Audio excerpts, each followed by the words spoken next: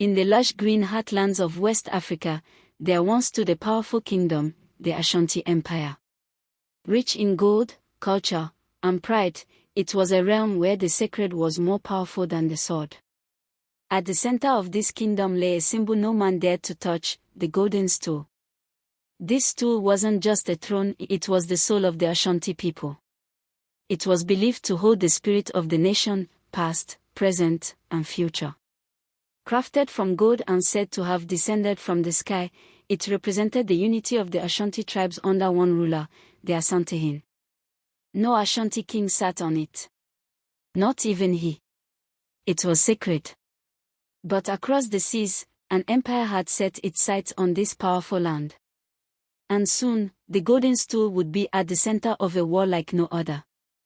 By the late 1800s, the British had already colonized parts of West Africa. The Ashanti had fought them in previous wars, fiercely defending their sovereignty. But in 1896, the British finally invaded Kumasi, the Ashanti capital, and exiled the king, Prempeh I, to the Seychelles. With the king gone, the Ashanti were left leaderless. The British thought they had conquered the Ashanti for good. But they made a fatal mistake. In 1900, the British Governor-General, Sir Frederick Hodgson, made an outrageous demand. Where is the Golden Stool? Why am I not sitting on it as the representative of Her Majesty the Queen? This was not just arrogance. It was blasphemy. To the Ashanti, this insult could not go unanswered.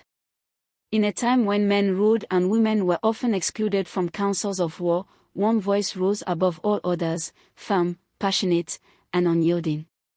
She was Yaa Asantewaa, the Queen Mother of Ejisu. A grandmother, a farmer, and a stateswoman, Yaa Asantewaa had seen enough. When the Ashanti chiefs hesitated to go to war, fearing British guns, Yaa Asantewaa stood up in a council meeting and said, "If you, the men of Ashanti, will not go forward, then we will. We, the women, will fight. I shall call upon my fellow women. We will fight till the last of us falls in the battlefields." The council fell silent. Then, they agreed, Yaa Asantewaa would lead the war.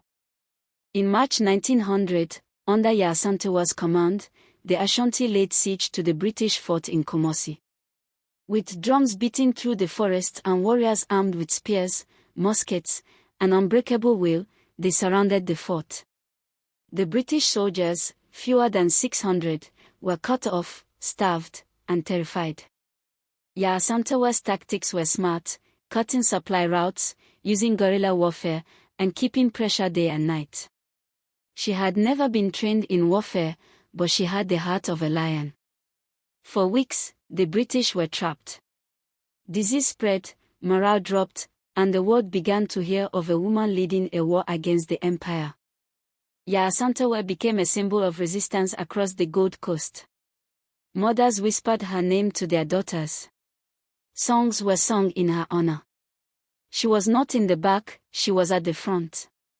Clothed in royal Kent, armed with a gun and amulet of protection, she was a vision of defiance. But war is a cruel master.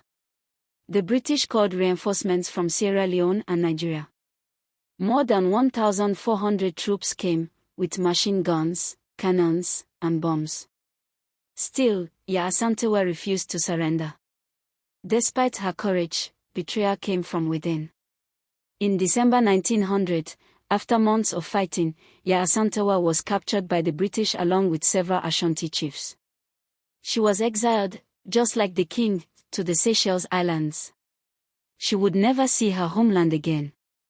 But even in exile, she carried herself like royalty. The fire in her heart never dimmed.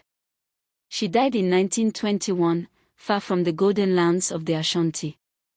Yaa Asantewaa's war was the last major African resistance led by a woman against colonialism.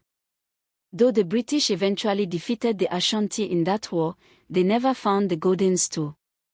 It remained hidden, protected by the people, untouched by foreign hands.